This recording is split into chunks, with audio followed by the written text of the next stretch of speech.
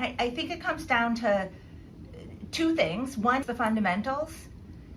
The corporate America, and specifically in high yield, has been in a state of what I'll call forced corporate discipline, right? We went through COVID, nearly 3 years now of COVID, and little to no visibility about what it was going to look like coming out of COVID. It kind of forced corporate America to be a little bit more constrained than they normally would be. If you look at just the ratings as a guide to where the high yield market is from the fundamental side, what that starting point is, what we have is an average credit quality on the high yield market of BA3 versus typically B1.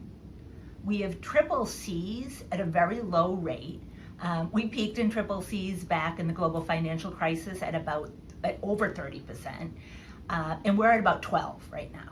We've had 2 times as many upgrades as downgrades over the last 2 years. It's showing us that the fundamentals in the starting place isn't all that bad. The cycle has been so quick, we haven't built up the excesses. Now, on the technical side, the technicals are even stronger. We have had little to no supply in high yield. We've had less than a third of the supply that we had last year, less than 20% of the supply we were expecting for this year.